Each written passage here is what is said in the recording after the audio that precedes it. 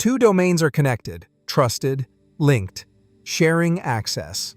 Everything looks secure, but across that connection, something unexpected moves. This is domain trust exploitation. Attackers take advantage of trust relationships between domains to move from one network to another. Here's how it works. Organizations often connect domains to share resources and simplify access. But if one domain is compromised, that trust can become a bridge. An attacker gains access to one domain, then uses the trust relationship to reach another domain that assumes the first is safe.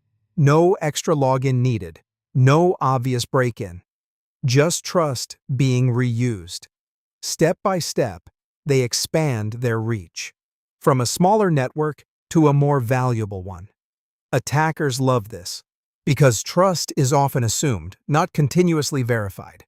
It happens in enterprise environments, multi-domain Active Directory setups, organizations with shared resources, anywhere domain trust relationships exist. Here's how to stay safe. Regularly review and limit domain trust relationships. Apply strict access controls between trusted domains. Monitor cross-domain authentication and unusual access patterns. Because sometimes, trust between systems becomes a path for attackers. Follow me before hackers follow you.